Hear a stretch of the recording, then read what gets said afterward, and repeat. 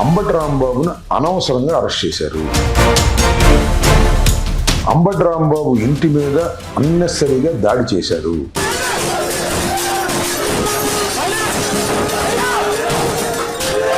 అంబటి రాంబాబు రాజకీయంగా ఒక మాట, అది కూడా నాట్ ఇన్ ఏ ప్రెస్, ఎక్కడో బజార్లో అన్న మాటని క్యాచ్ చేసి అంబటి రాంబాబును లోపలేసినప్పుడు పార్టీ ప్రవర్తించిన తీరు, నా పార్టీ నాకు అండగా ఉన్నటువంటి తీరు, జగన్మోహన్ రెడ్డి గారు నాకు అండగా ఉన్నటువంటి తీరు శభాష్ అనిపించింది.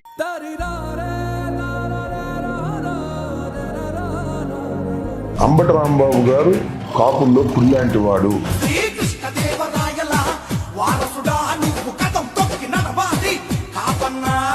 దాడి చేసిన తర్వాత 1వ తారీఖు నన్ను కోర్టులో ప్రొడ్యూస్ చేశారు. ఆ రిమాండ్ రిపోర్ట్ లో ఏం రాశారంటే అంబటి రాంబాబు బూతులు తిట్టాడు అని. ఏం బూతులు తిట్టాడని చెప్పారు తెలుసా? కమ్మనా కొడకల్లారా, ఇక్కడైనా కమ్మనా కొడుకులు ఉంటే వాళ్ళని చంపేస్తా.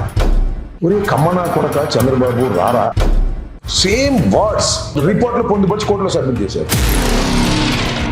సమయం కోసం వెయిట్ చేస్తే ఏం కంగారు పడాల్సిన అవసరం లేదు. గుర్తుపెట్టుకోండి, నేను చెప్తున్నా, every dog has its own day. ప్రతి కుక్కకి ఒక రోజు వస్తుంది. ఈ రాంబాబు అనే కుక్కకి కూడా ఒక రోజు వస్తుంది. చంద్రబాబు నాయుడు గారు, లోకేష్ గారు, పెమ్మసాని చంద్రశేఖర్ గారు వీళ్ళే కులకోణాన్ని తీసుకుని నన్ను ఇబ్బంది పెట్టాలనుకున్నారు. కూటమి ప్రభుత్వం మీద చాలా పెద్ద ఎత్తున దాడి చేసేటటువంటి, రాజకీయ దాడి చేసేటటువంటి ఒక పాటని రూపొందించి దాన్ని డాన్స్ చేశారు. దానిలో ఏమన్నాను, వచ్చేది జగనన్నే, కూటమిని కూల్చేది జగనన్నే అని ఆ పాటలో ఉన్నటువంటి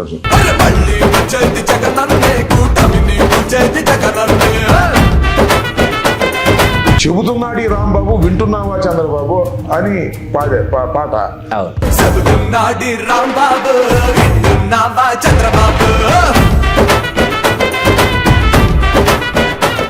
అదే చంద్రబాబు విన్నట్టున్నాడు.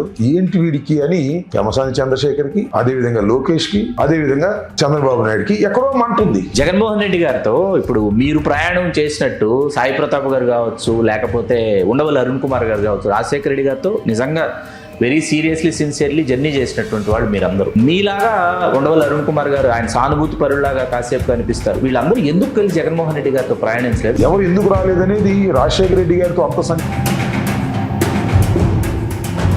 కాంగ్రెస్ పార్టీలో పుట్టాం కదా, కాంగ్రెస్ పార్టీలో పెరిగాం కదా, కాంగ్రెస్ పార్టీకి వ్యతిరేకంగా ఎందుకు ఉండాలి, ఇందిరాగాంధీ దగ్గర నుంచి ఉన్నాము అనేటువంటి భావన ఏమైనా ఉంటే ఉండవచ్చు. అరే ఈ రాష్ట్రంలో రెడ్లు ముఖ్యమంత్రులు చేశారు, కమ్మవారు ముఖ్యమంత్రులు చేశారు, వాళ్ళకన్నా మనం చాలా నంబర్ బాగా ఉన్నాము, మనం ఎందుకు ముఖ్యమంత్రులు కాకూడదు అని సహజంగా వచ్చేటటువంటి కోరిక ప్రతి కాపు కులస్తుడికి వస్తుంది. అందువల్ల చిరంజీవి 18 సీట్లు ఇచ్చారు. గుర్తుపెట్టుకోండి, ఉమ్మడి రాష్ట్రంలో అంత బ్రహ్మాండమైన వేవ్ రాజశేఖర రెడ్డి గారికి ఉన్న 18 సీట్లు చిన్న విషయం కాదు. ఆ సమయంలో మన పవన్ కళ్యాణ్ గారు సింగిల్ గా పోటీ చేస్తే ఒక సీటు కూడా రాలా, ఆయన కూడా గెలవాలా. అప్పుడు ఇచ్చారంటే మంచి పునాది వేశారు. బట్ బ్యాడ్ లక్, చిరంజీవి గారు దాన్ని మొయ్యలేకపోయారు, ఆయన పాలిటిక్స్ నిలబడలేకపోయారు, కాంగ్రెస్లో కలిపారు, కాంగ్రెస్ నుంచి బయటకు వచ్చేసారు. సరే ఆయన సెకండ్ ఇన్నింగ్స్. నారా లోకేష్ గారు ముఖ్యమంత్రి అవుతారని మీరు అనుకుంటున్నారు? I believe. నారా లోకేష్ అని నేను దైవ సాక్షిగా ప్రమాణం చేస్తున్నాను. ఎందుకంటే నారా లోకేష్ ముఖ్యమంత్రిగా ముఖ్యమంత్రి కావటమే వారి కుటుంబం యొక్క జయం.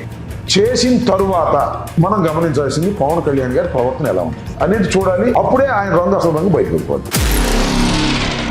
తిరిగి వైకాపా అధికారంలోకి వస్తే ఈవేళ అంబటి రాంబాబు గారు జరిగినటువంటి ఈ సంఘటనలు ఏవైతే వరుస సంఘటనలు ఉన్నాయో వీటికి సంబంధించి సమాధానం చెప్పాలని అనుకుంటున్నారా? మానసికంగా సిద్ధం అవుతున్నారా? నేను అసలు వైసీపీ అధికారం వచ్చే లోపే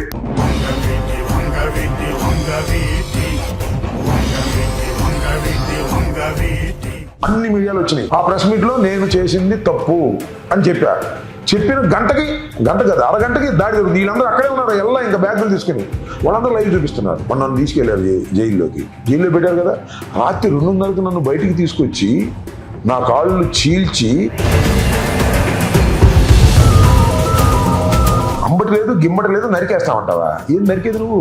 నరికితే నరికించుకోవడానికి మేము సిద్ధంగా ఉన్నావా? మేము తక్కువలో ఉన్నావా? మాకు సామాజిక వర్గం లేదా? అధికార మదంతో, ఆ అధికార మదం కూడా కాపులేసిన భిక్ష గుర్తుపెట్టుకోమని చెప్తున్నా. కేవలం పవన్ కళ్యాణ్ చూసి కూటమికి బలపరిచి మేము వేసిన భిక్ష వల్లే సార్ దీనిలో రాజశేఖర రెడ్డి గారు అందరికన్నా చాలా విలక్షణమైనటువంటి వ్యక్తిత్వం ఉన్నవాడు, పట్టుదల ఉన్నవాడు, అనుకున్నది సాధించాలనేటువంటి తపన ఉన్నవాడు, పేద ప్రజలకి సహాయం చేయాలనుకునేవాడు. వాళ్ళందరూ కాదని కాదు సుమార్థం, నమ్ముకున్న వాళ్ళ కోసం ఎంత దూరమైనా వెళ్లే తత్వం కలిగినటువంటి వ్యక్తి డాక్టర్ వైఎస్ రాజశేఖర రెడ్డి గారు. ప్రజల మనిషి, ప్రజలందరి మనిషి, రాజకీయ చరిత్రలు, ప్రజల మనసు గెలుచుకున్న మనిషి, ఆంధ్ర రాష్ట్ర చరిత్రలు. ఓటమి ఎరుగని ధీరుడు. జైలు జీవితం 18 రోజులు. ఆ 18 రోజుల్లో మీ మానసిక స్థితి ఏంటి? ఎందుకంటే పైనుంచి లోకేష్ ఆదేశిస్తుంటాడు, ఒక ఐపీఎస్ ఆఫీసర్ ఇవాళ రాంబాబు ఏం చేశాడు, ఎన్నింటికి బాత్రూమ్కి వెళ్ళాడు, ఎన్నింటికి పాస్కి వెళ్ళాడు, ఎన్నింటికి భోజనం చేశాడు, ఎన్నిసేపు నిద్రపోయాడు, ఎవరు వచ్చి కలిశారు, విజిటర్స్, ఇవన్నీ మానిటర్ చేసుకున్నాడు. అంటే లోన్ ప్రతి కుక్కకి ఒక రోజు వస్తుంది, ప్రతి కుక్కకి ఒక రోజు వస్తుంది. ఇది సేయింగ్. ఈ రాంబాబు అనే కుక్కకి కూడా ఒక రోజు వస్తుంది.